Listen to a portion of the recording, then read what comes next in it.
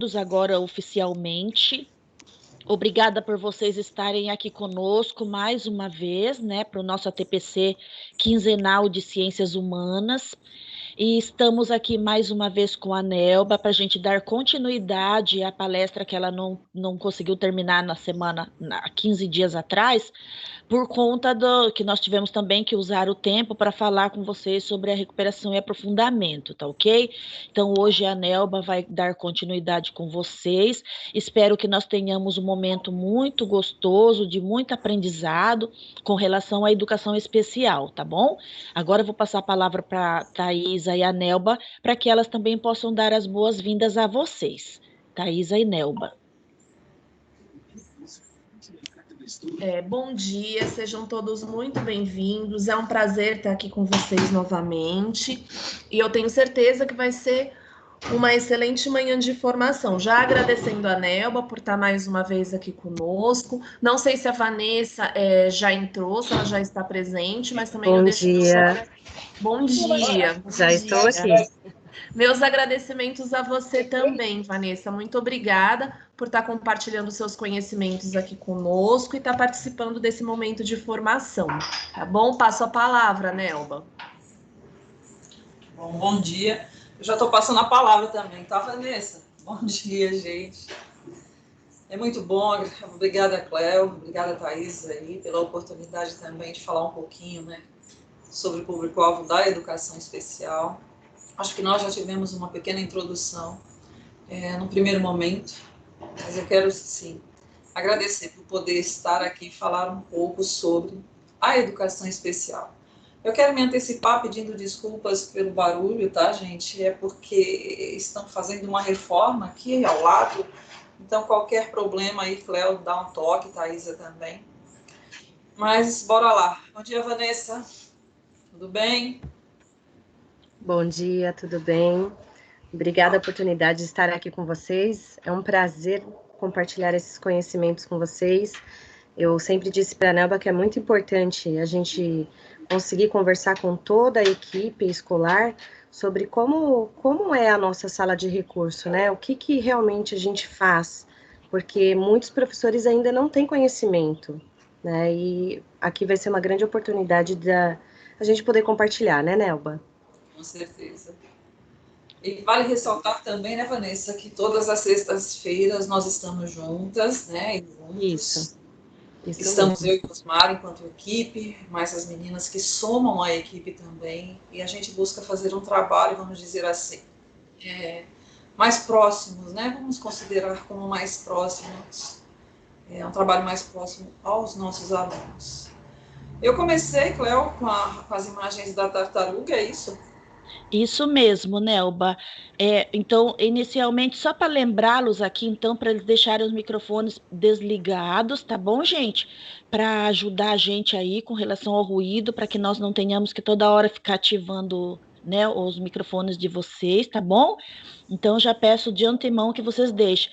Coloquem todas as perguntas no chat, tá bom? A Nelba e a Vanessa, que estão aqui hoje conosco, nos dando a honra, né, de poder participar com a gente desse ATPC, de esclarecer todas as dúvidas, elas vão responder as perguntas de vocês, então anotem tudo no chat, a Thaisa vai filtrar para nós, tá bom? E passar as perguntas para elas, tá bem? Vamos focar nas questões pedagógicas, como a gente sempre faz, tá bom? E a lista será fornecida pelo próprio aplicativo, então não tem link para a lista, no final a gente só baixa a lista que o aplicativo fornece, tá ok? E o objetivo é o mesmo da outra semana, 15 dias atrás, né? Que é falar, então, sobre as diretrizes gerais para os alunos público-alvo da educação especial. É uma continuação, tá ok? Então, de antemão, como a Thaisa falou, a gente agradece muito, muito, muito, muito mesmo, Vanessa, por abrir um espaço na agenda, a Nelba, que é tão corrido o dia dela, para abrir espaço na agenda também, para estar conosco aqui. Então, gente, muito, muito obrigada, Nelba e Vanessa. E Nelba, como você começou a semana passada, você começou com uma tartaruga, isso mesmo. Então pode continuar, a palavra é toda sua. Psicopedagoga. Pode passar. Você acha que há necessidade de fazer uma retrô? Alguém quer pontuar alguma coisa sobre essas imagens? Tem vários professores de filosofia, sociologia, né, Vanessa? Alguém que gostaria de fazer algum comentário em relação à amizade, né, entre o hipopótamo e a tartaruga? Está acabando, a porta, eu não consigo arrumar minha porta. Não? Tem Então, o microfone aberto, gente. Vamos lá. Vanessa, você falou alguma coisa sobre o hipopótamo e a tartaruga? Eu não me lembro, mas eu acho que aqui o que expressa bem, né?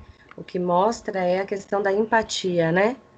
A relação com o outro em suas diferenças. Eu acho que isso é uma coisa de extrema importância e acho que a gente não precisa ter um aluno com necessidades especiais para que se tenha uma empatia. Isso é uma questão da humanidade, né? É a gente olhar o outro.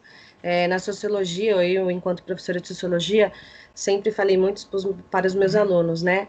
É você conseguir enxergar o outro além das suas aparências, né? Então, eu acho que a educação especial diz muito sobre isso, né?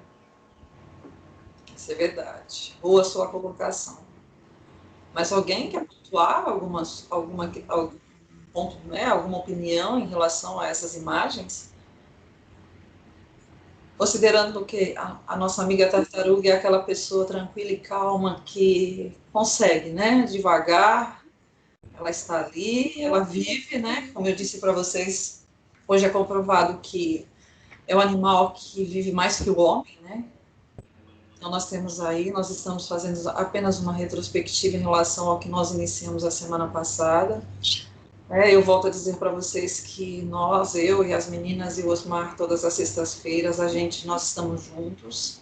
E falando um pouco sobre esse público que a gente dá, assim, uma real importância, até, vamos dizer assim, uma importância além.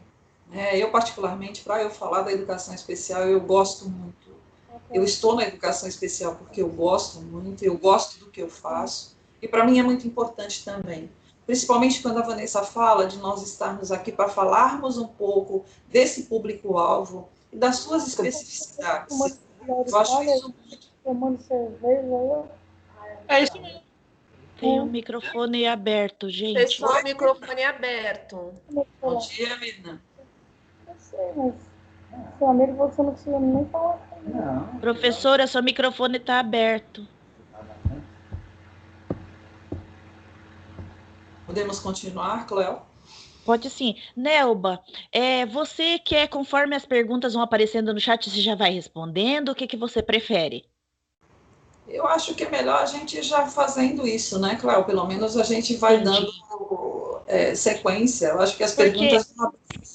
A professora Aline, ela colocou assim, que ela gostaria de saber qual o critério para que uma unidade escolar tenha uma sala de recursos. Você e a Vanessa falar sobre isso? Vamos sim. Vanessa, eu começo, a Vanessa conclui, vamos nessa? Professora, hoje o atendimento educacional especializado, vamos dizer assim, é uma obrigação, né, da escola oferecer esse atendimento, mas é facultativo ao aluno, né, a presença. Mas desde que a justificativa pela não frequência seja colocada, certo? Porque é uma obrigação da escola. Então, eu vejo assim, a escola tem o seu público, né? E a escola tem que, de uma certa forma, oferecer esse atendimento educacional especializado para o público-alvo da educação especial. Eu vou dizer para você, professora, que vamos dizer, tem um certo trabalho nesse processo. Mas eu acho que a gente está tendo grandes avanços. Eu penso que temos, assim, para o ano que vem, grandes avanços em relação à abertura de novas salas, de novos atendimentos na forma do projeto de itinerância, e a gente vai tentar contemplar um percentual maior daquilo que eu já passei para vocês no primeiro momento, né? Que hoje nós temos aproximadamente 876 alunos, né, como demanda a ser contemplada, e nós atingimos aproximadamente de 51% a 52%, tá? Esse é o nosso percentual. Quer complementar, Vanessa? Claro. É importante que todos os professores saibam que a educação especial ela existe porque vocês também estão nessa luta com a gente. né? Nós, da educação especial, não fazemos o trabalho sozinho. Então, é importante ressaltar que o professor da sala de aula, ele é o primeiro a nos apontar se o aluno tem alguma necessidade, né? Ele, mesmo que ele não tenha um laudo, mas quando o professor tem um olhar diferenciado e consegue ver e observar que aquele aluno tem dificuldade em determinada habilidade, é algo importante ser passado para nós, né? Relembrando um pouquinho sobre a sala de recurso, o que a gente faz numa sala de recurso? Né? Há muitos professores acham que a nossa sala de recurso é uma sala divertida de jogos, né? E aulas de reforço. E, na verdade, ela não é. Tá? A gente trabalha com metodologias ativas, a gente trabalha com esses jogos e brincadeiras, a gente vai trabalhar a questão da neuroplasticidade, né? Então, essas metodologias ativas são modelos que visam o desenvolvimento e a autonomia dessa criança, para que tenha essa participação, né, na sala de aula. Então, nós fazemos essa neuroplasticidade cerebral, tá certo? Através de brincadeiras, ou seja, a gente vai dar a capacidade, a gente tenta mexer nesse cérebro para que essa criança tenha a capacidade de mudar, de se adaptar ao ambiente. Só que isso não acontece sozinho. A gente precisa estimular. Por isso que eu sempre reforço, né, Nelba? Sempre falei em todas as reuniões, nós não somos uma sala de reforço. Nós somos uma sala onde a gente estimula esse cérebro com atividades diferenciadas. E esse aluno só chega para nós através de um laudo ou com uma percepção desse professor, uma percepção ao olhar desse aluno, esse professor, ao olhar desse professor com esse aluno, sabe, de chegar e falar, olha, tem alguma coisa errada. Muitas vezes a gente vê que é sim algo emocional, é algo familiar, mas nós temos uma grande parcela em nossas escolas que esses alunos ainda não foram descobertos, né? E agora entra essa o novo decreto 10.502, né, Nelba, se eu não me engano, é essa numeração, e nós vamos ter muito mais alunos, porque o nosso leque tá se abrindo, né? Agora vai ser aluno com TGD, com dislexia, com descalculia. Então, a gente está abrindo esse leque. E isso é muito bom para a nossa sala de recurso e para a nossa escola como um todo. Então, é importante ressaltar que o nosso trabalho acontece em conjunto com vocês, outros professores da sala de aula, que nos traz essa informação. Olha, meu aluno tal não consegue absorver as informações, ou ele esquece muito rápido. Ah, e o meu aluno é muito agitado. Ah, porque ele é preguiçoso. Nem sempre isso é uma preguiça, né? Eu contei o meu relato aqui na outra reunião com relação à minha filha, e ela tem dislexia, descalculia e TDAH. A princípio foi descoberto a dislexia, e todo mundo achava que era uma questão de preguiça. Ah, e a Mel é preguiçosa. E ela não era preguiçosa. Eu sempre bati o martelo que existia algo ali, né? A busca, infelizmente, com um especialista é uma busca árdua e uma jornada muito longa até que se feche realmente um diagnóstico. E isso é para qualquer tipo de deficiência, de transtorno, né? Porque o nosso mercado de profissionais, eu acho que ainda não está totalmente alinhado, mas é algo que a gente tem que lutar, né? Eu sempre falo para a Nelba que eu sou aquela que levanta a bandeira com relação à educação especial e faço valer essa educação até, né, eu ver que está funcionando. E eu fiz isso com minha filha, né? Então, ela a princípio apresentou essa dislexia. Numa escola do estado, até pouco tempo atrás, ela não teria esse suporte em si da sala de recurso, porque a gente tem toda uma legislação de quais alunos a gente atende. Esse decreto chegou agora, né? Eu falei para a Nelba que eu fiquei feliz, porque isso veio a benefício, né? E a minha filha hoje estuda numa escola particular, mas eu tive que fazer valer essa educação dela, e a escola aprendeu junto como lidar com essa diferença. Hoje ela é uma excelente aluna, há um grande desenvolvimento, está se preparando para uma ETEC, e a dislexia ela nunca vem sozinha, sempre existe uma comorbidade. Isso não é uma regra, né? Não é que ela nunca vem sozinha, não é uma regra. Mas na maioria das vezes ela vem acompanhada de alguma outra coisa. Então, quando, no caso da minha filha, a dislexia deu uma assentada, apareceu as demais coisas. E aí nós tivemos que trabalhar tudo isso, né? Mas é possível, gente, fazer o aluno se desenvolver. Eu sempre falo que nenhuma mente é tão doente que não possa aprender. Só que esse trabalho, ele é um conjunto entre escola, entre todos os professores de gestão escolar. Eu falo que até a tia da cozinha, a tia da limpeza, né, nós da sala de recurso e a equipe multidisciplinar que está fora da escola.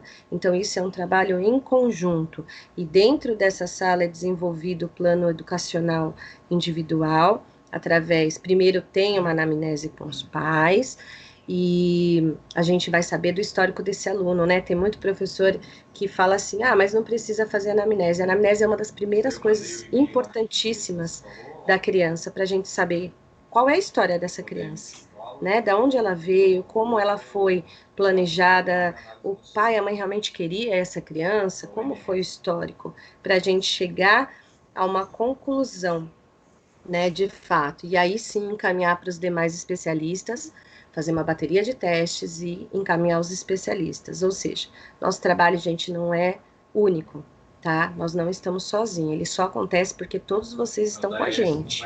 Nelba? Belas palavras, Vanessa, boas palavras também. E vale ressaltar que, além da sala de recursos, esse atendimento também ele é oferecido através da itinerância, né? Nelba, o que é essa itinerância? A escola oferece quando ela não tem um espaço, né, ocioso, e ela tem a condição de receber o professor. Então, ele vai, né, de uma forma itinerante, ele pode atender a mais que uma escola, e ele não tem um espaço, mas ele pode, por exemplo, atender na sala de leitura, né, o espaço em que a escola, no momento, tiver disponível para ele. Quando a Vanessa fala em relação que nós precisamos de vocês, isso é verdade. Eu acho que hoje nós temos várias crianças que o olhar de cada um de vocês com certeza vai fazer a diferença na vida delas. Né? Algumas pessoas, alguns professores me dizem que os alunos da inclusão, o aluno de inclusão, são nota 5. Eu acho que não, eu sou totalmente contra isso, né? Eles não são alunos de inclusão, eles não são alunos especiais, eles apenas são alunos com deficiência, e por ter a deficiência e algum documento que comprove, eles precisam do atendimento educacional especializado. Hoje nós temos uma criança no 6º ano com deficiência intelectual, que além do professor de geografia, que além do professor de história, ele tem mais 12, né, claro, 10 ou 11 disciplinas. Então, vocês imaginam uma criança com deficiência intelectual, que seja ela, né, que tenha ela a dificuldade, com mais 10, 11 professores. Então, o que a gente precisa é que o professor de história, que o professor de geografia, é que o professor de filosofia, é que o professor de sociologia também percebam, né, essas crianças, esses jovens e esses adolescentes também. Porque é o que a Vanessa falou, alguém aprende, todos nós aprendemos, dentro das nossas limitações, dentro do nosso tempo, mas todo mundo aprende alguma coisa. Então, quando eu venho, né, convidei a Vanessa é uma pessoa muito dedicada ao que ela faz, não só ela, mas toda a equipe que está com a gente todas as sextas-feiras. Então, assim, a gente vem falar um pouco do nosso trabalho. Eu acho que é um trabalho bem, para mim, está sendo uma experiência. Nós começamos lá em finalzinho de março, início de abril, e eu acho que é uma equipe que está crescendo, né, e a gente entende todo esse processo, e ao mesmo tempo nós estamos aqui. Como a Vanessa falou, não é uma criança de inclusão, porque incluída ela já está, né? É uma criança especial? Não, especial somos nós, enquanto professores, que podemos fazer alguma coisa para fazer a diferença na vida desses nossos alunos. Então, às vezes, quando o professor fala, Nelba, talvez nós não estejamos preparados ainda, eu concordo, tá? Eu concordo plenamente, mas o que a gente também não pode dizer, não pode vamos dizer, considerar que ele não está na nossa sala de aula. E eu, enquanto professora de geografia, eu, enquanto professora de história, o que eu posso fazer por esse aluno? Né? Conhecê-lo, me aproximar um pouco, perceber quais são as suas reais dificuldades e talvez, né, promover alguma ação que ele possa também dar uma devolutiva. Então, a Vanessa fez, né, uma colocação em relação a nós estarmos, volto a dizer, aqui. Eu acho que a gente tem que agradecer às meninas, né, por podermos estar aqui. Mas essas crianças, esses jovens, né, esses adolescentes, eles estão nos sistemas, eles estão laudados, né, e está por vir aí os novos ajustes, como a Vanessa falou do decreto, a nova política já está colocada. Então, eu penso que para o ano de 2021 nós teremos algumas novidades, com certeza. Virá, sim, uma nova reestruturação. E Oi? Deixa eu só interromper um pouquinho antes que minha filha entre em aula. Essa aqui é a minha gatinha. É ela que tem a dislexia, a minha fofucha, da qual eu lutei sempre pela educação especial. Então, eu trouxe ela hoje para apresentar a vocês. Tá bom? Bom dia! Muito Essa é a prazer, Melissa. bom dia! Tá falando muito prazer, bom dia. Bom dia. Agora ela vai para aula, que ela tem uma aula online. Boa aula! Obrigada. Que linda, bom dia e boa aula. Então, continuando, nós temos aí um decreto, né? E nós temos também uma nova política pública para a educação especial. Acho que eu já disse que a última foi colocada lá em 2008, né? Mas ela já está aí. Agora, em que proporção, né, nós vamos ter esses novos acertos, essas novas colocações que virão para o ano de 2021, ainda é vamos aguardar, né? Eu volto a dizer que eu ainda não li esse decreto na sua íntegra. Eu também não li essa política na sua íntegra. É um assunto que nós vamos trazer para a discussão. E se vocês quiserem também, futuramente a gente traz para a discussão com os professores, né, Vanessa? Mas é algo que a gente, ao mesmo tempo... É isso mesmo, porque a gente tem que ver com muitos detalhes, né, Nelva? Todos esses documentos, né? Porque a gente sempre fala assim que a legislação, o decreto, ele é escrito de uma forma e muitas vezes depende muito de como você interpreta. Então, por isso a gente tem que estudar com muito cuidado. Isso é um fato. Então, Nelva, o professor José, ele colocou assim, como agir quando notamos que os próprios responsáveis negam, às vezes, a situação da criança? Olha, professor, eu sempre coloco essa questão para a gente discutir sobre ela, né? Eu acho assim que hoje, né, nesse percurso meu enquanto educação especial, às vezes eu até comento com as meninas no grupo que o meu maior problema não é o nosso aluno, né? E a Vanessa, eu acho que como mãe, né, ela sempre questiona alguma coisa, mas o problema é sim, né? O responsável talvez é a questão de achar, né, que o seu filho pode ir além daquilo que está colocado. Essas semanas agora eu estou passando por algumas situações em relação à presença desses alunos na escola, né? Nós estamos fazendo a busca ativa também, eu acho que a maioria deles estão sendo atendidos, mas a questão familiar é uma questão bem delicada e ela tem que ser trabalhada também de uma forma diferente, né? De uma forma diferenciada, vamos dizer assim. Então, é bem complicado a gente conversar com o responsável, porque ele sempre, por exemplo, tem algo a mais, né, e que a gente talvez não perceba. Eu só vou contar um pequeno momento. Nós temos, nesse momento, uma criança com 5 anos, com altas habilidades, eu já trouxe para as meninas a questão, em que a mãe quer fazer que ela vá para o primeiro ano do ensino médio, né? E aí nós já discutimos, eu discuti com as meninas essa questão, que é uma criança com 5 anos. Embora ela tenha todos os registros, avaliada como uma criança com altas habilidades, ela é uma criança. E ela tem que ser criança. E o que é ser criança? é brincar, né? É desenvolver de acordo também com a sua capacidade. Nós não podemos torná-la, né, vamos dizer, uma pequena, grande criança, sem antes ela passar por todo esse processo que é necessário de alfabetização. Então, aí, professor, para você entender como é que são as situações que a gente se depara às vezes, né? O não entendimento do responsável nesse processo de importância na vida de uma criança de 5 anos que ainda precisa ser alfabetizada. Você quer falar em relação à mãe, Vanessa? É importante lembrar, gente, que assim, vou falar enquanto mãe. Quando a gente, né, tem a nossa primeira gravidez, todo mundo sonha, tem a expectativa que é aquele filho perfeito, né? Ah, que meu filho vai fazer isso, que meu filho vai fazer aquilo.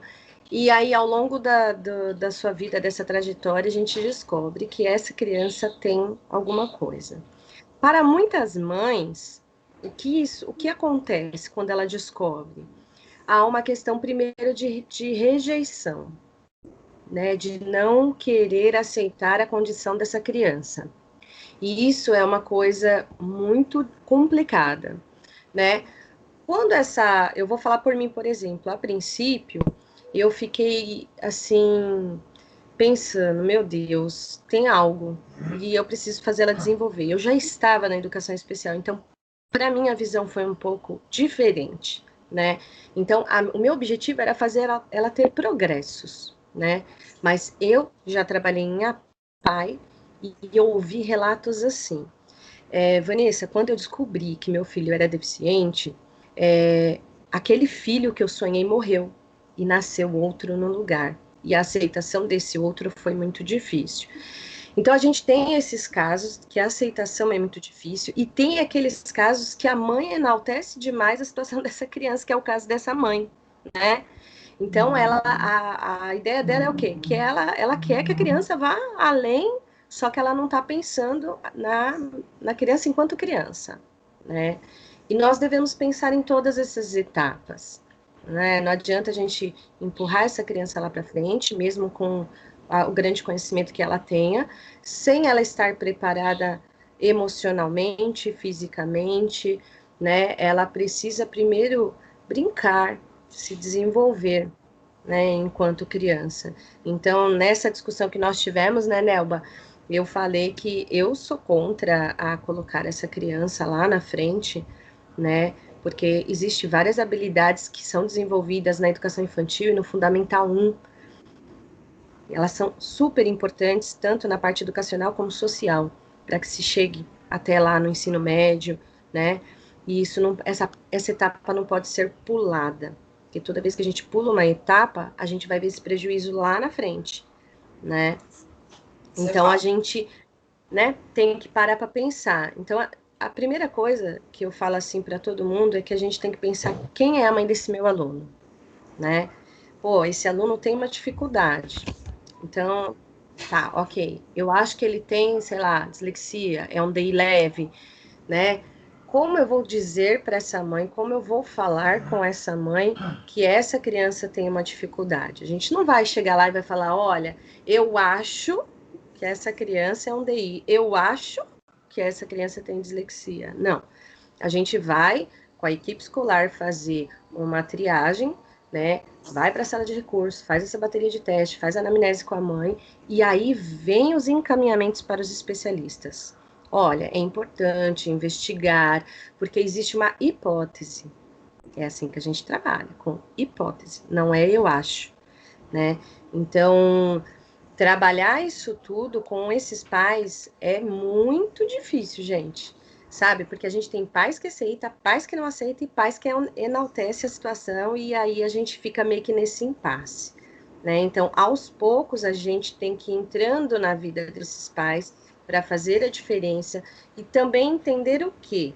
Que quando uma criança tem alguma coisa, existe uma relação muito complicada familiar, onde entra o grande índice de separação dos pais. Isso acontece muito, né, Nelba? A gente tem falado até nas reuniões. E aí a mãe se vê sozinha, né? Eu vi a pergunta aí do Marcelo, que eu acho que até se encaixa aí na questão, né? Ele perguntou assim, que critério eu escolhi para colocar minha filha numa escola particular, né? Eu acho que o critério primeiro é uma questão emocional. Eu me vi sozinha em um determinado momento da minha vida com a minha filha, e eu já trabalhava numa rede do estado, e dentro dessa escola eu não enxergava uma equipe que acolhesse uma situação de um aluno com deficiência ou com um distúrbio ou uma dificuldade, e eu optei em colocá-la numa particular, até porque a dislexia não entrava em questões de sala de recurso, e eu ainda estava em busca de especialistas, né? Então eu tive uma aceitação muito rápida, porque eu queria a resposta do que estava acontecendo, né? E essa foi a minha escolha, né? E eu sei que na particular eu podia meio que brigar.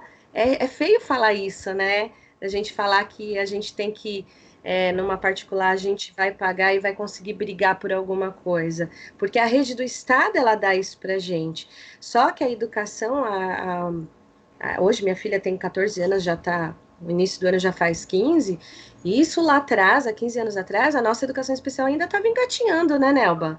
Muita coisa ainda estava mudando, muita coisa ainda estava, né, em transformação. Então, a busca naquela época era muito mais difícil do que hoje, né? Hoje ela quer entrar numa ETEC. Quando ela falou para mim, mamãe, eu quero ir para uma ETEC, eu vou escolher ir para uma ETEC, a gente ficou feliz, né?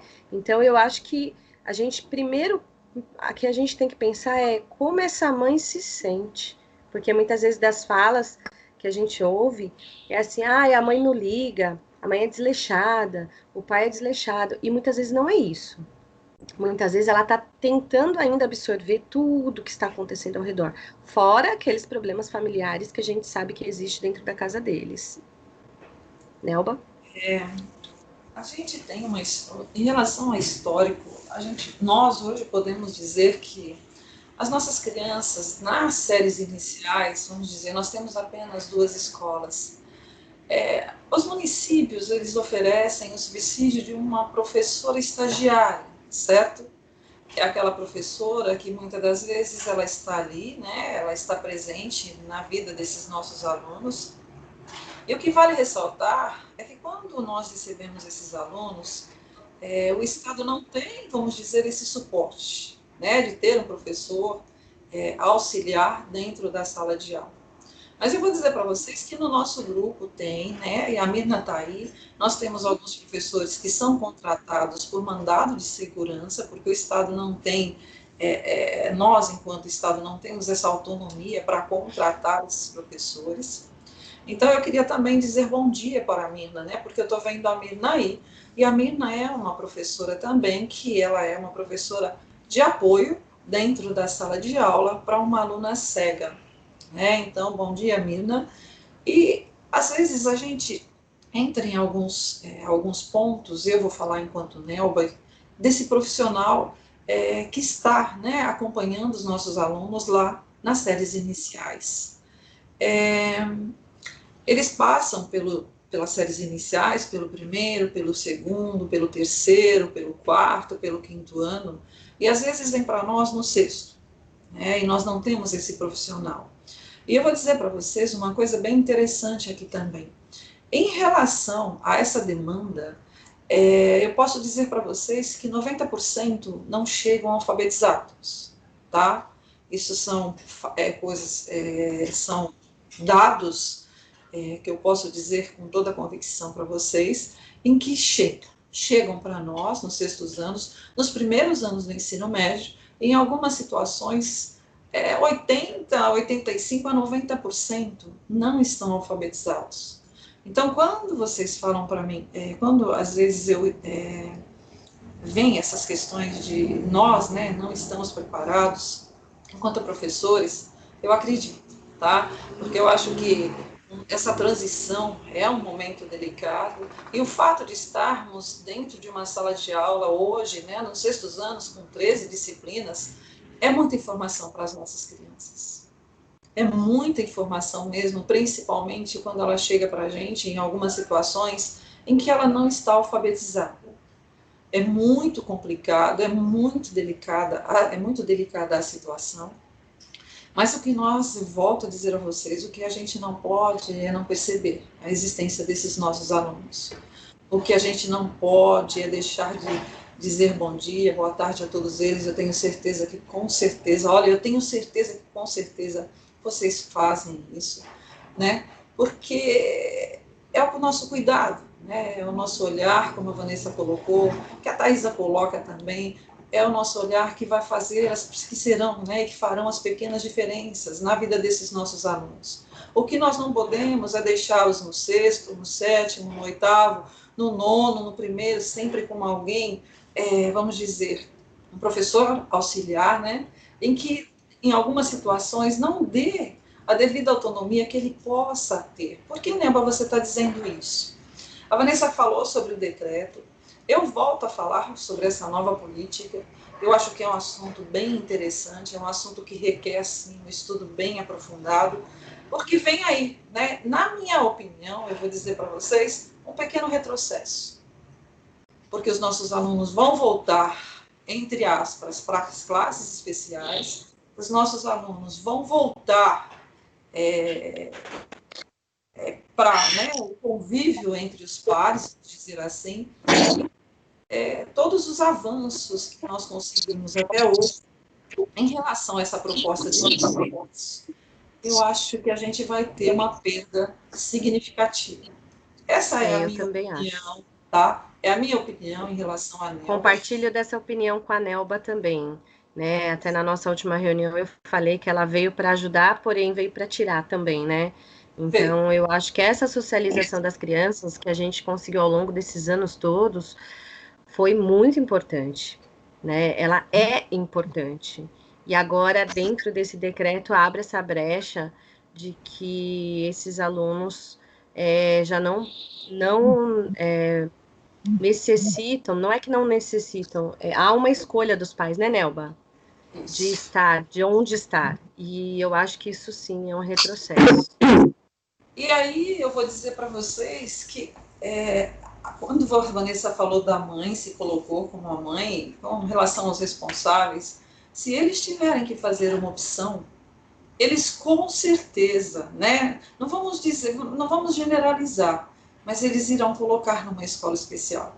Porque eles entendem que essas crianças terão o apoio necessário para qualquer evolução que elas possam vir a ter. O que a gente não pode deixar. Oi, Cláudia. O professor Rafael, ele colocou assim, com essa nova proposta, né, será que pode ocorrer uma segregação, pois parte das conquistas foram no campo da socialização e da socioemocional? Perfeito, professor. Exatamente isso era onde eu estava querendo chegar, né? Porque os nossos alunos, eles precisam, sim, conviver com as diferenças, por serem, vamos dizer, entre aspas, diferentes. Então, esse processo, na minha opinião, foi o que o professor disse, a gente volta a ter um pequeno retrocesso. E as nossas crianças, elas não podem ficar, né? Elas precisam, sim, como ele mesmo disse, ter essa oportunidade de se socializarem, de interagirem, cada uma dentro da sua particularidade, né? Da sua singularidade, vamos considerar assim. Então, hoje, essas mudanças estão me deixando um tanto abalada em relação ao que pode vir, né? Nós estamos aí numa expectativa muito grande, mas também eu venho aqui e volto a dizer que nós precisamos dos professores, né, Vanessa? Nós precisamos que os professores tenham também, nós não temos só o aluno com deficiência que tenha dificuldade. Nós temos alunos que, por algum motivo, também apresentem alguma defasagem no seu processo e que isso não justifica ele ter uma deficiência. Não, isso não vai ser justificado por ele ter uma deficiência. E talvez uma dificuldade que a gente possa considerar nesse aspecto. E é importante lembrar, assim, que essa observação dos professores, ele não é só do professor de matemática, só do professor de português, né? Essa observação que se tem com o aluno é de todos, é uma obrigação nossa, né?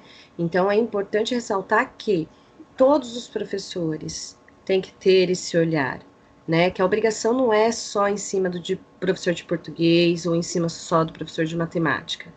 Todos nós somos e podemos perceber essas dificuldades, né? E ressaltar, às vezes trocar ideia com um colega e falar, olha, eu percebi tal coisa em tal aluno, o que você acha? É essa conversa que vai trazer uma discussão e uma conclusão do grupo, o que devemos fazer com esse aluno. Então, é importante. E o que podemos fazer, exatamente. Porque sempre é possível fazer algo, sempre. Sempre é possível fazer algo. Mesmo que a escola não tenha uma sala de recurso. Mesmo que ela não tenha uma sala de recurso, é possível fazer alguma coisa diferente para essa criança, adaptar alguma atividade. Não precisa necessariamente ter uma sala de recurso para adaptar uma atividade, né? Ou para perceber essa diferença, né, Nelba? Então, a gente não pode se apegar, porque não tem a sala de recurso, então não vamos fazer nada. A gente não pode pensar assim, né? Nós temos que trazer essa discussão nos ATPCs, que é importante, né? A gente, claro, que vai ter professores que vão levantar a bandeira e vão falar, não, eu acho isso, outros vão falar, não, estão ainda meio que aprendendo, meio que com medo de falar ou de ir dar um passo à frente e fazer algo errado, mas é importante que toda a equipe escolar tenha essa percepção, que não coloque só em cima de professores de língua portuguesa ou professores de matemática, né? Eu falo porque eu sou professora de sociologia e eu ouvi muito nas escolas assim, não é eu que tenho que perceber, é o professor que passa mais tempo com ele.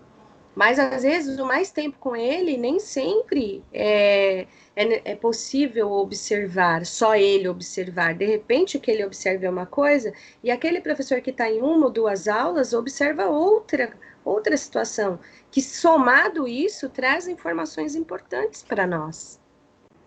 Né, Nelba? Isso. A Thaisa tem uma fala que eu gosto. Como é que é, Thaisa, quando a gente faz adaptação para um aluno com deficiência? Como é que é, Thaisa?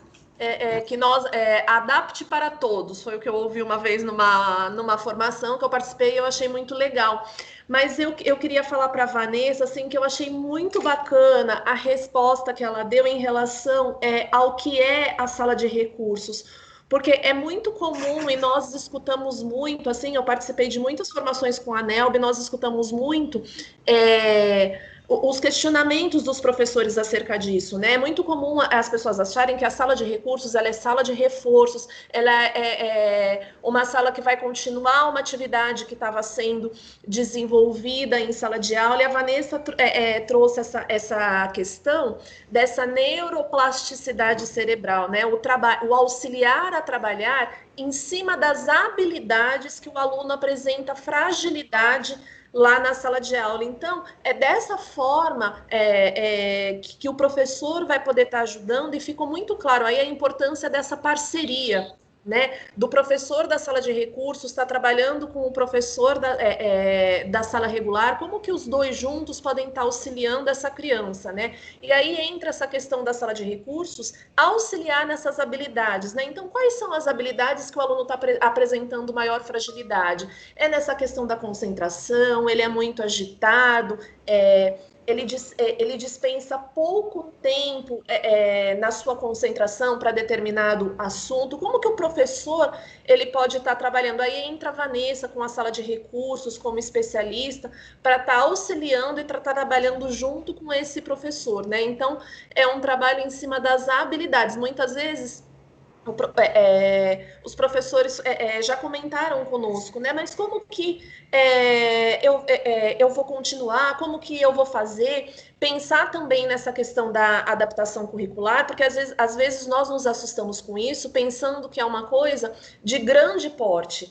E esse olhar para o aluno permite nós identificarmos isso. Muitas vezes o que o aluno precisa é de um tempinho a mais para desenvolver a atividade. Então, eu dei uma avaliação para aquele aluno e a sala desenvolveu para 40 minutos aquela atividade, mas aquele aluno precisa de um tempo a mais. Então, muitas vezes, a adaptação curricular ela é algo de pequeno porte, né? Ela não é algo grande. Muitas vezes se assusta, a gente tem medo, quando fala-se de adaptação curricular, é como que eu vou fazer, como que eu vou trabalhar, e eu acho que entra naquela última imagem que você colocou da tartaruga, né, onde os dois estão juntinhos, assim, eu acho que é esse olhar, é o compreender, é entender quem é esse aluno, e não importa se eu enquanto professor de sociologia ou de filosofia, eu entro só 2 vezes por semana, é importante que eu tenha aquele olhar diferenciado para aquele aluno, para que eu me atente quais são as fragilidades, quais são as potencialidades, e todos juntos, professor da sala regular, professor de sala de recursos, equipe gestora, todos juntos nós vamos chegar num consenso em como trabalhar da melhor forma por aquele aluno, porque o processo de ensino-aprendizagem ele é de responsabilidade de todos dentro de uma unidade escolar. Né? Então, essa questão, é muito isso que a Vanessa falou, essa questão da sala de recursos apoia muito esse trabalho com o desenvolvimento das habilidades, auxilia muito nessa questão da adaptação curricular, professores não se assustem, muitas vezes a adaptação não é aquela coisa de grande porte, pode acontecer que seja, pode sim, mas nem sempre então a importância está nisso, nesse trabalho de forma conjunta, né? Professor de sala regular, professor de sala de recursos, como que o professor coordenador também pode auxiliar, todos juntos, visando que o processo de ensino-aprendizagem daquele aluno ocorra de forma exitosa, né? Eu passo a palavra, né, Elba? Era só isso. Assim. Deixa eu só complementar, posso? Claro. Assim, Fazer essas então umas adaptações... considerações, só um minutinho, Vanessa, de que algumas escolas não têm vocês como profissionais de apoio, tá bom? Isso. Sobre as adaptações, como a Thaisa falou, né? Às vezes pode ser algo um pouco mais grandioso ou não, mas não é algo que seja impossível de fazer, né? Às vezes, quando a gente pensa numa atividade para um aluno, e a gente está acostumado muito com folha e lousa, né?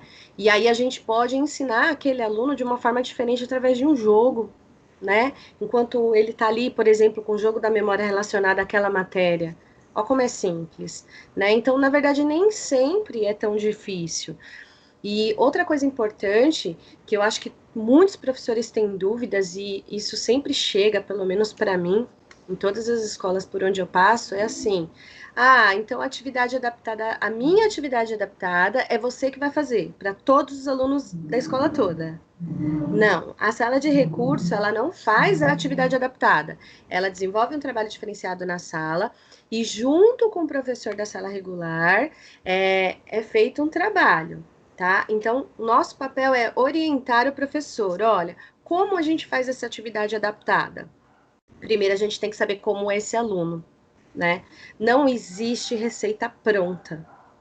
Tá? Não existe receita pronta. O disléxico não são todos iguais, eles são diferentes. Então, o que vai fazer, como a gente vai fazer isso? Isso vai depender de todo esse histórico, de todo esse acompanhamento, de todo esse olhar para saber o que esse aluno precisa de adaptação. Não existe receita pronta. E aí o professor da sala de recurso vai trabalhar em conjunto com o professor da sala de aula. Só que quem faz monta essa atividade é o professor da sala de aula. Porque, por exemplo, eu não tenho domínio da física. Então, como é que eu vou preparar sozinha algo, uma atividade da qual eu não domino? Então, eu vou somar, eu vou juntar o meu trabalho com o professor de física, tá? Então, nós não fazemos sozinhas ou sozinhos. E nem o professor da regular faz sozinho. É um conjunto, tá? Então, eu acho que é importante falar isso, porque a maioria das pessoas acha que, não, você é da sala de recursos, você tem que fazer. E não é assim. Elba? E o que vale ressaltar também é que algumas das escolas, né, como eu iniciei, não contam com um profissional especializado. Então, eu acho que tem sim uma equipe gestora, principalmente em relação à coordenação, que eu acho que no momento em que a gente coloca essas situações, dá para a gente também chegar a um consenso, né? Para a gente ver de que forma a gente pode contribuir para que esses alunos desenvolvam respeitando as suas limitações. porque nem todas as salas, elas dispõem do atendimento educacional, as escolas dispõem do atendimento educacional especializado, seja ele por sala de recursos, ou seja ele pelo projeto de itinerância.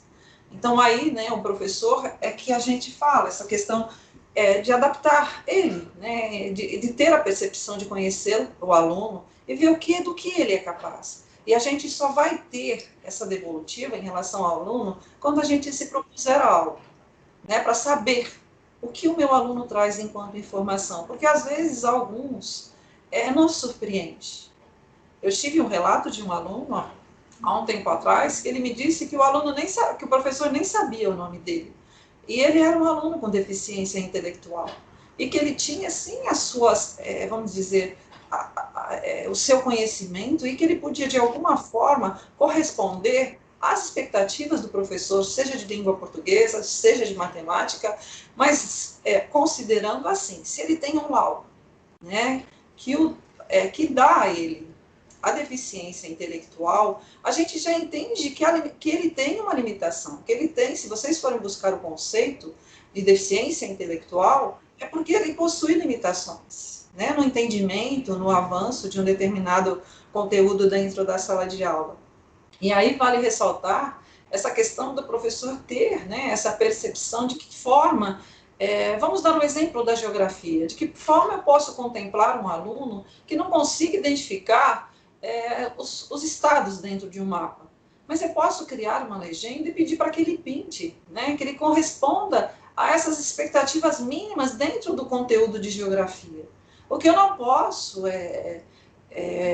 fazer, né, propor atividades para ele que ele realmente não tem a condição, porque o próprio laudo já o identifica como uma criança, ou como um jovem, ou como um adolescente, com uma dificuldade.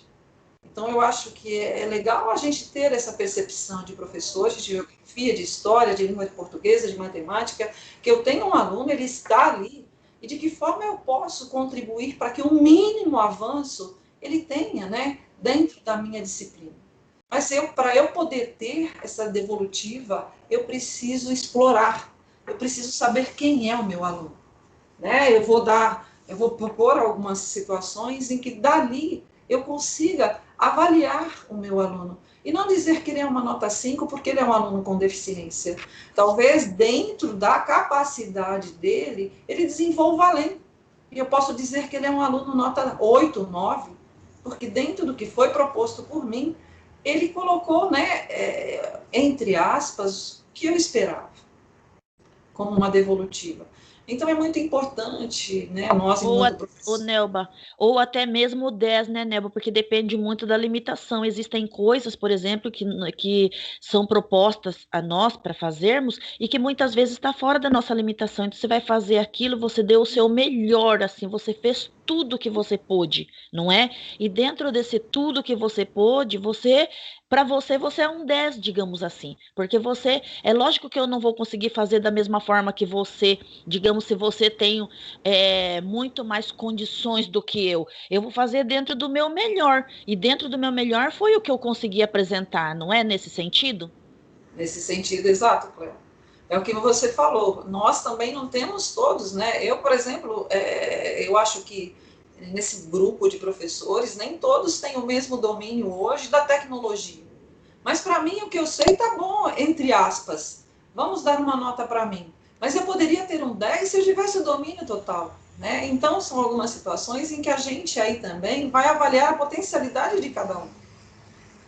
Então, é muito Posso fazer uma observação também, Nelba? Pode. Aquele aluno que sempre recebe 5 e ele tem a consciência de que o que acontece ao retorno, à volta dele, ele já não se esforça mais porque ele sabe que ele sempre vai ter um 5, né? Então, eu tive alunos com deficiências que diziam assim, professora, por que eu vou fazer? Eu vou receber 5 mesmo? Mesmo que eu faça bem feito, eu sempre vou tirar um 5. E a gente precisa entender que esse aluno, ele tem um progresso dentro da capacidade dele. Ele pode progredir, mas até onde ele pode chegar? Né? E a gente tem que fazer essa diferença, né? E a gente... microfone aberto, gente. E a gente entende muito bem essa questão hoje, né, Vanessa, de um número grande de alunos dentro de uma sala de aula, né, e às vezes o professor fala que ele talvez não consiga articular com todos, mas o importante também é, como eu sempre digo, a gente focar naquele que precisa um pouco mais, que talvez a gente, nesse se colocar, vamos dizer, fazer algo, contemple aos todos, né? Eu acho que sempre o foco é a sala, e não o aluno com deficiência, né? O foco é a sala, de que forma eu posso trazer, eu sempre falo isso, esses alunos, para esse aluno que precisa, né? De um olhar diferenciado, como a gente está colocando. Vanessa, Nelba, eu acho que está muito ligada à questão da motivação, né? Quando você vê todo o esforço dele, você avalia ele mesmo por tudo aquilo que ele apresentou de verdade. Eu acho que a questão da motivação, ele vai ver aquilo, cada vez ele vai se esforçar muito mais, porque ele sabe que o professor está vendo e está avaliando de acordo com o que, com aquilo que ele pôde apresentar, com o melhor que ele deu. Então, eu acho que é nesse sentido também, né? Então, quando a gente fala, por exemplo, na questão da geografia, como a Nelba citou esse exemplo, às vezes, o aluno não consegue pintar, mas será que se eu der um mapa para ele recortado, ele não consegue montar também, né? Como uma forma de um quebra-cabeças? Então, tudo vai da maneira como o professor vê esse aluno, a potencialidade dele e como o professor explora cada vez mais isso, né? Eu acho que é nesse sentido. Com certeza. E considerando que cada um é único, né, Cléo? Cada um é o que a Vanessa falou. Se nós tivermos 3 crianças com síndrome de Down, a gente até pode ter o conhecimento de todo, né, o conceito, de todas as características, mas cada um é um. Não adianta. Nós, né, somos quantos milhões de brasileiros, e cada um é um na sua essência. Exatamente. E é o que a gente tem que considerar muito em relação a isso. E então, eu acho que a gente, Nelba, a gente precisa também olhar sobre esse aluno, né, e buscar informações sobre, né? A gente não necessariamente precisa de um curso específico para saber sobre o assunto. A nossa internet hoje tem tanta coisa, né? É tão vasto o nosso leque aí de aprendizado, e tem a EFAP, que sempre nos traz algum curso na área de educação especial. Então, assim, tudo bem, são poucos, mas na internet a gente acha muita coisa. Por exemplo, se você colocar lá o que é a dislexia, como lidar com essa dislexia, que tipos de dislexia existe, você encontra um leque gigantesco de informações na internet. E também, aquela escola que não tem uma sala de recurso, não está sozinha. Nós somos uma rede, né? A rede estadual é grande, nós somos uma rede. Então, uma escola pode professor que conhece o outro que é da sala de recurso e pode dar uma informação, buscar o telefone, ligar, buscar essa informação. Como eu posso fazer isso? Eu já tive contato com pessoas de Presidente Prudente, gente, para saber como eu liguei, eu consegui, né? Como eu podia adaptar uma atividade para uma aluna cega, né? Nós da sala de recurso não sabemos tudo, todos nós não sabemos tudo. Estamos em constante aprendizado, sempre, né? Então, buscar informações das diversas formas é o que vai fazer valer a educação dessa criança. E o que vale ressaltar também que os ATPCs são momentos de formação, né, Vanessa? Eu acho que de formação e de informação também, né? Quando a gente leva algumas questões para socializar, algumas questões para que a gente faça uma reflexão sobre, sempre a gente consegue ter algo sobre, né? A discussão é levantada, os prós e os contras são colocados, e eu acho que nessa questão do socializar, né, levar às dificuldades, eu acho que esse trabalho coletivo tem extrema importância. O que eu quero dizer aqui, Cléo, é que a gente tem que entender que esses alunos hoje, eles estão presentes, né? A nossa demanda está... Agora, em julho, nós tivemos um pequeno aumento em relação à pandemia, mas o que a gente tem que entender é que nós temos alunos dentro das nossas salas com algumas dificuldades, como a Vanessa colocou, e não são laudados. Nós temos que entender que são alunos que precisam da assistência devida por ter a deficiência e não são assistidos. E a gente tem vamos considerar essa problemática dentro das nossas salas hoje. Mas o que vale ressaltar é que a gente entende que cada professor Ele faz sim. Eu admiro o trabalho de cada um desses professores que estão aqui com a gente hoje. Com certeza, porque, embora a gente não consiga, né, atingir o 100%, eu acho que a intenção já é um grande avanço, né? A própria proposta de fazer algo, né, uma intervenção ou uma adaptação, digamos assim, para que eu perceba que o meu aluno também conhece eu como professor de história, de geografia, e dê uma devolutiva mínima, como eu volto a dizer, dentro da condição dele, é considerável. Desculpe, Cléo. É que a professora Terezinha, ela colocou que o ano passado eles tiveram um projeto no Benedito Calixto, na escola. Ela colocou assim: ano passado fizemos um projeto da década na escola, Benedito Calixto em Itanhaém. E a maioria dos alunos de inclusão arrasaram em suas apresentações. Não tinha quem não se emocionasse, foi tudo muito lindo. Tá vendo? Parabéns, professora, pela iniciativa. Cléo? Deixa eu, Nelba, só uma pergunta. Tá. A Mirna ergueu a mão. Você pode abrir para ela, Thaís? Só um minutinho. Pode sim, professora Mirna, pode falar. Oi, bom dia. Bom dia, Eu só Mirna, só queria passar para os colegas o seguinte: o aprendizado, só como a gente vamos ver depois do Pili, né? Como a gente aprende com os alunos. Beijo, Cá, bom dia. Gente, tem gente com o microfone ligado. Desliguem o microfone, por favor. O professor se colocar, né? A gente fala muito da empatia. Então, eu trabalho com a minha aluna, deficiente visual, esse é o 2º ano que eu estou com ela, e como mudou a visão? Muda muito. Todo mundo tinha que procurar trabalhar com os alunos dessa forma, empatia, se colocar no lugar do aluno, aí começa a ver as coisas assim, muito diferentes. Não é difícil, gente, é muito prazeroso. Mulher, me cobra aqui. A aluna é cega, que eu não vou levar. Professora, tem um microfone aberto, professora. Vamos. Então vamos lá, vamos dar continuidade. Se puder fechar. Acabar com o meu dinheiro.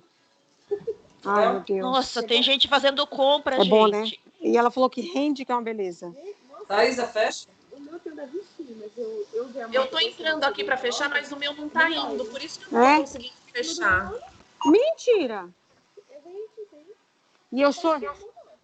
Pessoal, por gentileza. E ela mandou usar um assim, clarinho, microfone ligado, desliguem, por sem favor. cor, eu comprei um da Nivea, mas é azul. Ela falou eu não tô conseguindo entrar, Cléo. Professora Sueli Ferreira, desligue o microfone. Nelba, abre o seu, por favor, tá? Nelba e Vanessa, por favor, Vanessa, também tive que fechar aqui. Ok. Eu queria... Posso falar agora, Nelba? Pode, Vanessa, eu só vou complementar, gente, porque a Mirna, né? A Mirna também faz parte do grupo, e a Mirna tem uma aluna que ela é cega, tá? E a Mirna é uma professora de apoio da sala de aula, tá bom? Teve um professor, uma professora que colocou uma pergunta assim, porque os alunos com laudo, eles têm que fazer os testes, nós temos que fazer esses testes.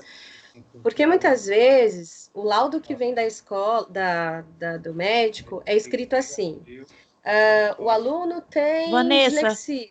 Só um momentinho, tem mais um microfone aberto? Só um pouquinho, Vanessa. Ok. Prontinho, Vanessa, por favor, pode abrir novamente o seu microfone. Tá me ouvindo? Tô sim, pode continuar. Então, vamos lá, vou retomar. Alguém perguntou assim, por que o aluno que já tem laudo, se ele já tem laudo, por que nós temos que fazer os testes? O laudo, quando ele vem do médico, nem sempre ele vem, assim, detalhado. Ele deveria, mas nem sempre é assim que a gente recebe, né, Nelba? Então, às vezes ele vem escrito assim, F84, TGD, F81, dislexia, mas aí eu preciso fazer esses testes para saber onde eu preciso trabalhar mais na tal habilidade. É social, é emocional. Então, por isso é importante a gente fazer esses testes na sala de recurso, tá? Porque nem sempre esse laudo ele vem destrinchado para nós. Ele deveria vir detalhado. que isso facilitaria o trabalho e encaixaria direitinho naquilo que a gente precisa. Mas, nesse caso, a gente acaba tendo que ter esse tempo a mais para fazer essa avaliação, para ver em que parte eu preciso mexer de imediato, né? Qual habilidade, a primeira habilidade que eu devo mexer? Será se é o social? Por exemplo, da minha filha era o social. A primeira coisa que eu tinha que a escola tinha que mexer era no social, né?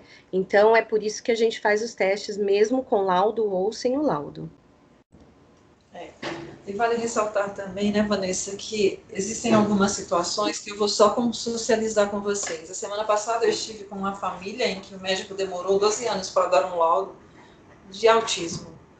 Então, se vocês fizerem, né, uma consideração em relação à perda desse aluno por esses 12 anos, ele nunca foi assistido em nenhuma sala de atendimento. Então, assim, são situações que nós nos deparamos também em que a gente fica meio que de mãos atadas, eu principalmente, porque como é que eu posso dizer para essa mãe que a gente não tem como, né, recuperar todo esse tempo perdido? Eu não sei se vocês estão entendendo o que eu quero dizer. Ele está chegando para mim no 6º ano, ele tem 12 anos e o laudo dele saiu em janeiro. Então, isso são coisas que também faz parte do nosso percurso, principalmente do meu. E é uma perda muito grande, né? Algumas famílias, hoje, voltando àquela questão familiar, protegem, né? Super protegem. Aí deixam essas crianças em casa, colocam apenas no 1º ano, mas o que dificulta é essa perda, né? Tudo é uma perda. A criança, ela precisa ser estimulada, ela precisa, de uma certa forma, de um atendimento diferenciado também. As nossas crianças hoje, quando vocês devem falar, pô, a Nelba está falando essas coisas, mas a gente sabe que hoje nós temos uma desigualdade social muito grande no nosso país, né? Isso estou falando em questões que, para simplificar, que as coisas não deveriam acontecer como realmente deveriam. Olha que legal isso, né? O que você quer dizer com isso, Nelba? As nossas crianças, elas são avaliadas, a nossa realidade é essa. Elas têm um laudo, elas precisam de um apoio para que elas tenham também a condição de desenvolver, né? E elas não têm esse tipo de assistência devida. E muitas das vezes, eu já falei isso em algum momento, os reflexos, entre aspas, negativos de tudo isso acontecem nas salas de aula, né? Porque as crianças, elas... uma criança, por exemplo, com autismo, quando cuidada, entre aspas, né, o cuidar, acompanhada mesmo, né, com a devida assistência, com a devida... Se houvesse uma rede, eu sempre discuto com o Dr. Cabral essa questão de uma rede, que se cada um fizesse, né, a sua parte, eu acho que nós teríamos, em relação a esse público, um resultado bem mais satisfatório. Porque hoje ou sobrecarrega a educação, né, e a família. Então, como a família tem que se justificar, hoje a educação tem um papel muito forte em relação a esses contextos. E é bem complexo, porque nós, professores, que, né, estamos ali. Então, as nossas crianças hoje, elas não têm assistência devida, elas vão para as nossas salas de aula, e a gente não tem, às vezes, em algumas situações, como fazer algo por elas, né? Então, por isso que eu também quis colocar essas situações, para que vocês entendam esse contexto dessa pasta da educação especial. Eu trouxe a Vanessa como professora, tem a Mirna aí, tem mais algumas meninas também, porque a gente veste, né, a camisa, que nem diz assim. Eu, principalmente, visto a minha camisa e levanto a bandeira, vamos dizer assim. E a gente vem na simplicidade aqui, né, na questão também da humildade, pedir também para que vocês tenham esse olhar com os nossos alunos. Não é fácil, tá? A gente é ciente... Nelba, disso que você está falando, eu gostei muito da fala do professor Clóvis aqui no chat, que ele colocou assim, eu também acho, quando eu era aluno, nunca convivi com alguém especial, só fui passar por isso quando professor, e isso mudou a minha visão, aprendi a lidar e amar muito as crianças especiais. Obrigada, professor. Muito obrigada. Legal a fala dele, Cléo. Muito obrigada. Muito legal, né? Você. Verdade. Cléo, você parou... você tirou o slide da tartaruga. Eu acho que a gente tem que concluir esses slides. Sim, vou colocar novamente, Nelba. Para a gente, né? Vamos aí, então. Prontinho, pode seguir. O próximo.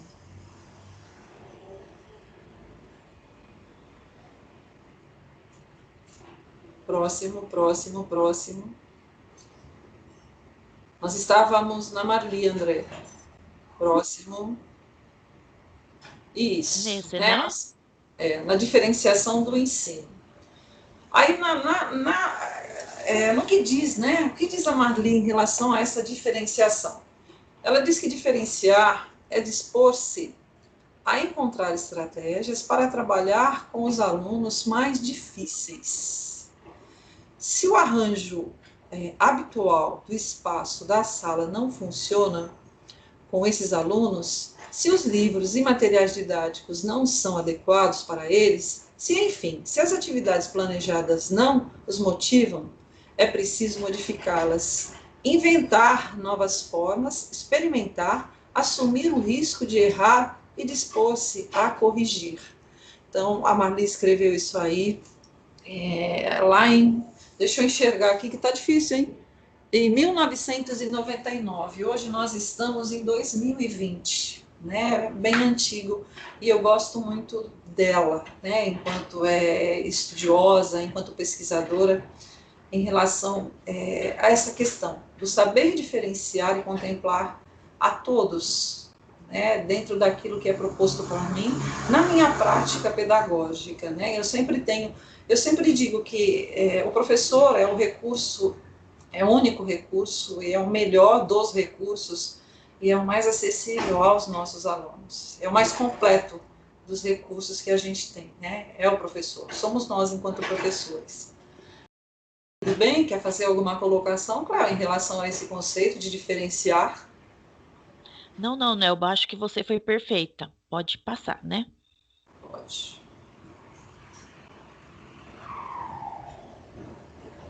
Diferenciar é aceitar o desafio de que não existem respostas prontas e nem soluções únicas. Então, a Vanessa já falou bem, né, sobre isso também, em relação a gente entender, né, as dificuldades do outro e a gente se propor também a mudar, né, a fazer algo que a gente contemple a todos, né? O que é esse diferenciar? É fazer a diferença. Eu acho que para nós fazer a diferença na vida dos nossos alunos assim, muito, vamos dizer, muito significativo. Eu tenho alunos que, quando eu chego na escola, ele fala o nome do professor que fez isso, eles me contam tudo, né? Porque eu gosto de sentar, eu gosto de conversar com eles, e eles, na simplicidade deles mesmo, e na condição singular de cada um deles, eles me contam exatamente como foi o dia, tá bom? Aceitar as incertezas, né? A flexibilidade, a abertura das pedagogias ativas, que em grande parte são construídas na ação cotidiana, em um processo que envolve negociação, revisão constante e iniciativa de seus atores. Então, Marli, lá em 1999, já falava sobre as metodologias ativas, né?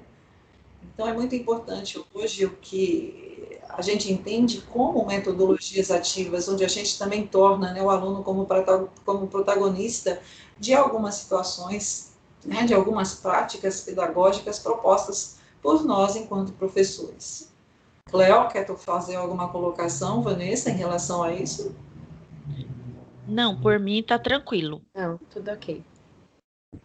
E nós já estamos também chegando quase ao final, né? Nós temos um professor que estava com a mãozinha erguida, né, Cléo? O professor Carlos. Acho que ele gostaria de fazer alguma colocação. Vai abrir? Professor, pode falar, professor.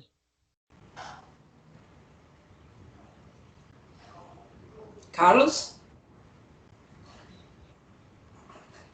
Acho que não. Posso continuar? Pode continuar, Nelba. Então, não se trata de favorecer uns em detrimento de outros.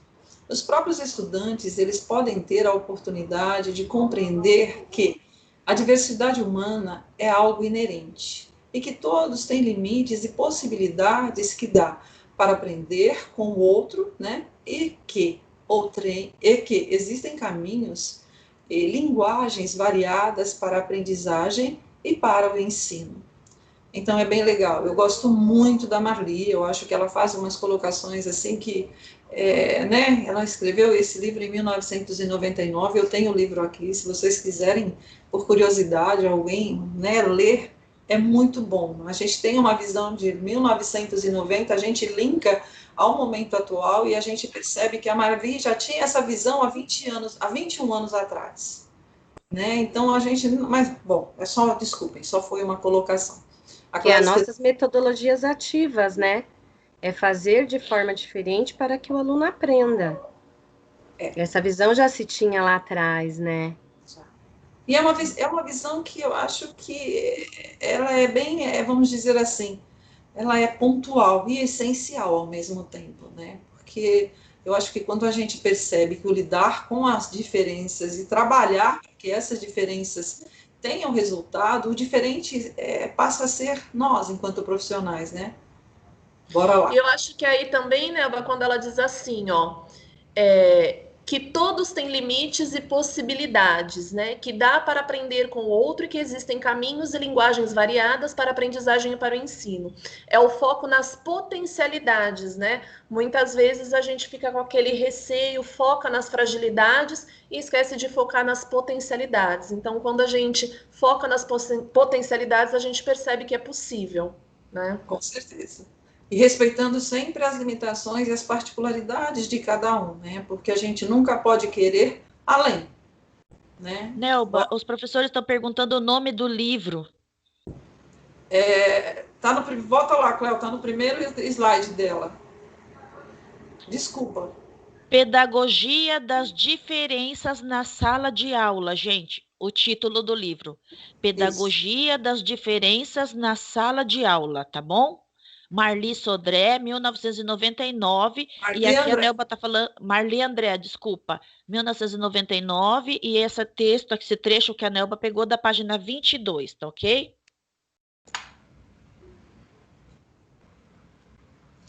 Passando, Cléo, para a gente finalizar.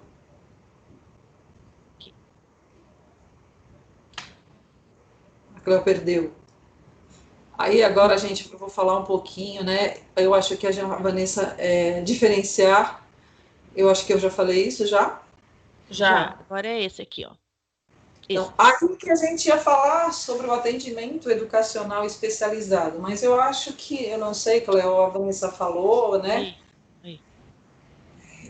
Sim. Sobre a resolução 4 de 2009, quando veio essa proposta de recursos, né, da sala de multifuncional. Então, hoje os municípios, eles têm, sim, né, as salas de atendimento educacional especializado, como o Estado tem a sala de recursos e também o projeto itinerância, que contempla o público-alvo da educação especial. As estruturas são semelhantes, mas o AEE do município é um projeto do MEC, certo? Então, é uma parceria com o MEC, né? Então, o MEC identifica, através do censo, localiza as demandas necessárias para que essas salas sejam, vamos dizer, abertas, né? Então, nós temos essas salas nos municípios que nós vamos daqui até Peruíbe. Eles funcionam em 2 turnos, porque a mesma sala contempla os períodos em que as escolas funcionam, né? Existem escolas com até 3 turnos, então são 3 professores diferentes, né, na mesma sala. Aí já não tem a especificidade da deficiência, eles contemplam a proximidade, né, dos pares, mas, e aí vem o Estado, né, com a resolução também. A Vanessa falou, nós temos uma resolução 61, que temos uma instrução. Nessa instrução nós temos alguns anexos que cabe lá ao professor uma folhinha, né, Vanessa, que é a adaptação para esse aluno. Seria legal um dia um estudo sobre essa resolução também, se a Cléo der a oportunidade a gente volta e fala um pouco. A gente está terminando o nosso estudo sobre a resolução no nosso grupo também, porque é uma resolução que cabe também uma leitura um pouco mais apropriada, assim, para que haja um entendimento, né, mais próximo, mas é a resolução que permeia a educação especial dentro, né, do Estado de São Paulo, de acordo com o que está previsto na LDB, certo? Então, é o público-alvo. Agora, com certeza, essas alterações, como a gente já mencionou, em relação ao decreto, em relação a essa nova política pública, né, da educação especial que está aí posta, vão haver uma reestruturação, penso eu, estou aguardando, a gente ainda não sabe, né, o que está por vir. Mas, então, a gente tem essas modalidades aí, dentro da modalidade, né, da educação especial, nós temos aí o atendimento, né, que é oferecido, tá? Eu acho que não tem a necessidade de se aprofundar mais, porque acho que a Vanessa falou qual é o papel da sala de recursos. O papel da itinerância é bem próximo também, né? Só que o professor ele já não tem assim aquela questão de um espaço onde ele possa dizer que aquele espaço é só da sala de recursos, porque a sala de recursos ela tem que ser colocada no espaço ocioso, né, entre aspas, que ele vai apenas disponibilizar o atendimento educacional especializado para o aluno, né? Então a escola tem que disponibilizar esse espaço. E aí nós temos hoje na diretoria alguns cuidadores também, contando um pouquinho para vocês da pasta, que atendem hoje a 58 alunos, né? Nós temos aí 45 cuidadores, nós temos 38 professores interlocutores também, que atendem, né, aos nossos alunos com deficiência auditiva, e tem a Libras como um meio de comunicação. Então, eu estou dizendo um pouquinho da história, da pasta da educação especial para vocês. E a proposta hoje era falar um pouquinho, né, e dizer que eu, enquanto Nelba, entendo exatamente algumas situações, eu entendo, tá? A gente entende que existam alunos um pouco mais, vamos dizer, mais, entre aspas, tá? Um pouco mais difíceis em relação ao contexto de sala de aula, né? No processo de ensino e aprendizagem, mas existem aqueles que correspondem, né? Também, dentro das suas limitações, o que a gente tem que respeitar sempre. Eu acho que terminou, Cléo, tem mais alguma coisa? Eu não quero... mais esse e termina com esse, Nelba. Com qual? Do AE. O AE? Isso. Então, eu já disse, o atendimento educacional especializado, ele tem um percurso de mais de 2 décadas, né? Exige uma rede de ações entre profissionais e os sistemas de ensino especial e regular, os quais ainda estão se adaptando às demandas da proposta da educação inclusiva, de educação inclusiva. Me desculpem, é que eu não estou enxergando muito bem, eu já tenho uma certa idade e a minha visão é um tanto limitada, tá? Mas eu não sou deficiente auditivo, visual, eu sou apenas uma pessoa com dificuldades para enxergar. Saibam também qual a diferença entre uma doença e uma deficiência. A deficiência é aquilo que a gente não consegue, né, tratar. A gente consegue, vamos dizer, amenizar. É amenizar a palavra, Vanessa? Sim, amenizar. Sítios, né, para que a gente conviva de uma forma, vamos dizer, de uma forma... Fala a forma aí, Vanessa. Nelba, achei que tinha terminado, tem mais esse e mais um, viu, Nelbinha? Então, o que a gente entende é que a doença é algo que a gente consegue, né, Vanessa? Ajuda a Nelba a tratar. A doença, muitas vezes a gente consegue ter a cura, né? Outras não, mas a deficiência em si, a gente sabe que ela vai ter aquilo para sempre. Por exemplo, a dislexia. A criança vai ter, ela tem a dislexia, ela nasce com, é hereditária, e ela vai ter aquilo sempre. O que vai acontecer ao longo do seu trajeto, ela ameniza. Então, a gente ameniza os sintomas. E considerando que, para a política pública anterior, a dislexia não faz parte do público-alvo da educação especial. Porque, segundo, né, as opiniões de alguns estudiosos, ela é tratada, ela consegue ser equilibrada e o aluno tem condições de corresponder às expectativas dentro da sala de aula, né? Então, distúrbios, distúrbios até então não faziam parte do público-alvo da educação especial, tá, gente? Exatamente, não faziam, apesar de ter uma legislação sobre a dislexia, os direitos, né, do disléxico dentro de uma sala de aula. Mas Então, agora ele está dentro do processo. Eu não quero hoje causar, peraí. Então, vamos lá. Temos o direito a sermos iguais quando a diferença nos inferioriza. Temos o direito de sempre de sermos diferentes quando a igualdade nos descaracteriza. Eu acho isso aí muito 10, tá? Então, eu acho que dá para eu finalizar com isso, Cléo? Sim. Você acha que a gente contemplou, que ficou... Com certeza, Nelba. Eles estão colocando no grupo que foi de grande valia, que eles gostaram muito, né? Então, a gente vê que a gente conseguiu sim dar conta de contemplar esse público-alvo tão importante, né? Que a gente tem que ter um olhar tão carinhoso para essas crianças. Muito bom mesmo. A gente só tem que agradecer. Agradecer a você, Nelba, Vanessa. Muito obrigada, Vanessa, por trazer seus conhecimentos aqui da sala de recurso, por compartilhar conosco, com os professores. A gente só tem que agradecer a vocês, tá bom? Por esse momento que vocês passaram aqui conosco. Passo a palavra para você, Thaisa, também. Não, e considerando também, só uma observação, Léo, que o recurso que os nossos alunos têm hoje, dentro da sala de aula, na falta, né, da sala de recursos, somos nós professores, né? Então, é bem a gente ter mesmo um olhar diferenciado para esse público. Eu quero agradecer que realmente a gente tenha, assim, contribuído, né, por isso. Isso, estava tentando abrir meu áudio aqui, porque está vindo um monte de mensagens.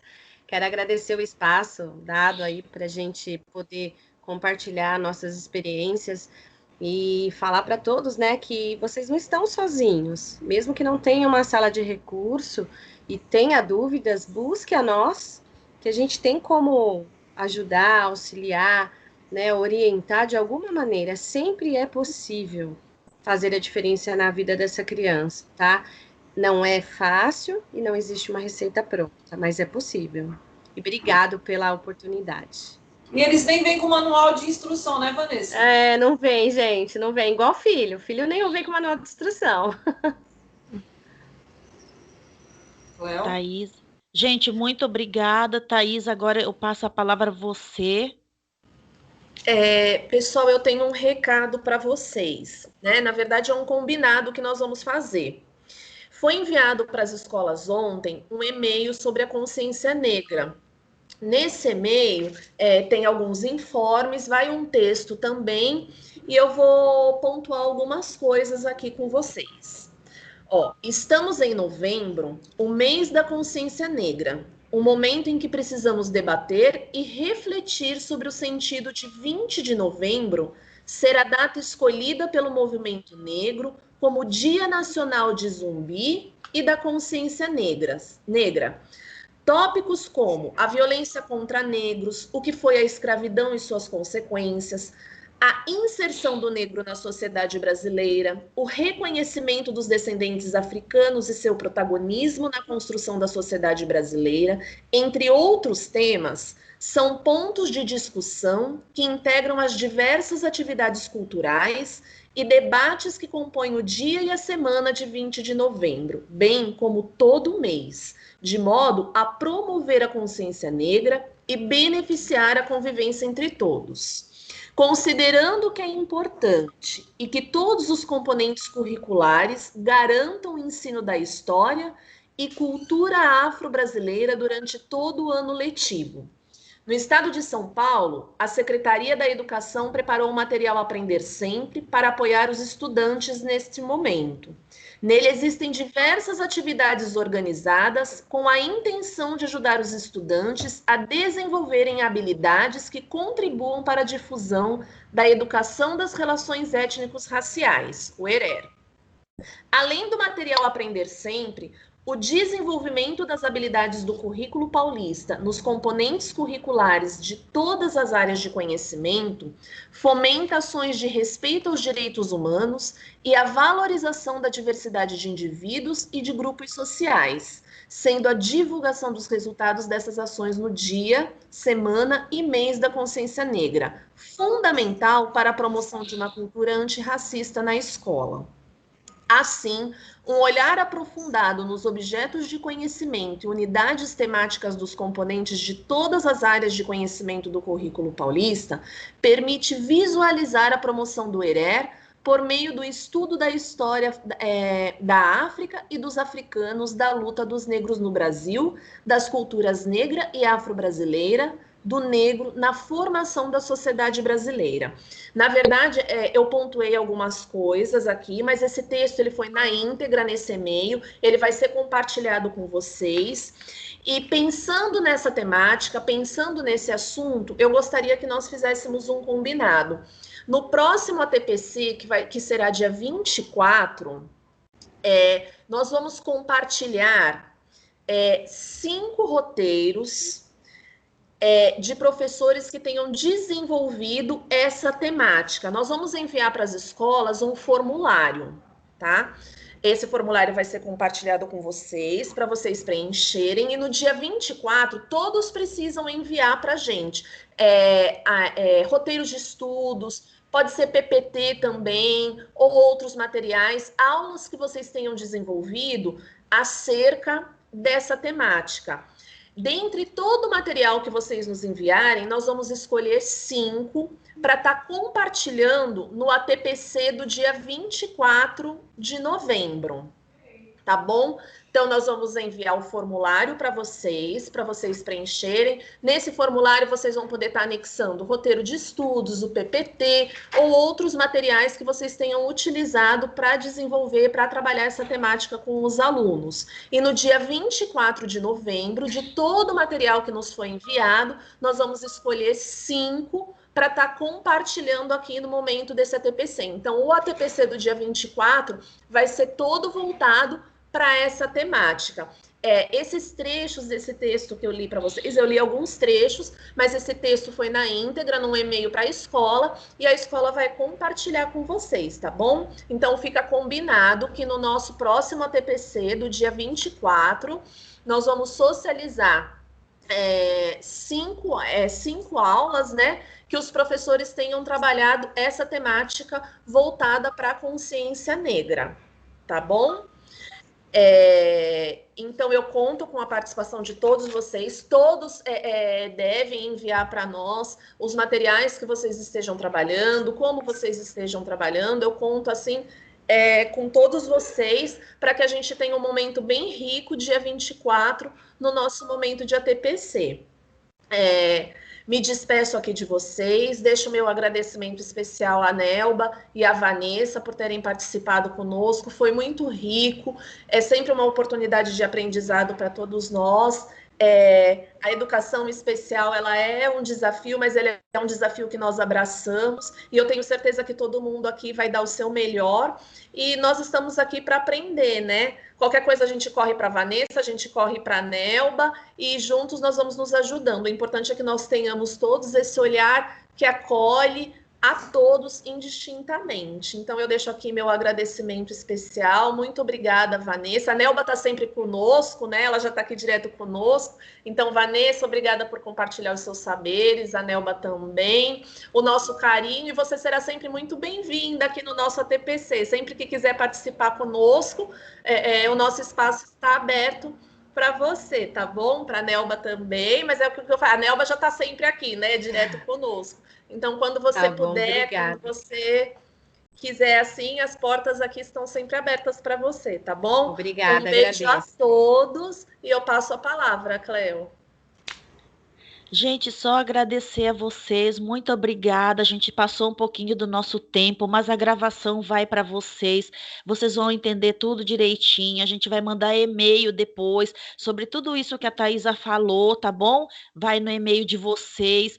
Então, se vocês perderam, porque eu sei que 10 horas começa o ATPC da EFAP, vejam o finalzinho da gravação, que vocês vão entender isso. E no dia 24 vamos ter, então, esse ATPC bem legal de compartilhamento de boas práticas voltadas aí para a consciência negra, tá ok? Então, um beijo grande a todos vocês. Obrigada, Vanessa. Obrigada, Nelba. Um prazer enorme tê-las aqui. Voltem quantas vezes vocês quiserem. A porta está sempre aberta, tá bom? Muito obrigada a todos os professores. Beijo no coração e até daqui a 15 dias, se Deus quiser. Tchau, gente.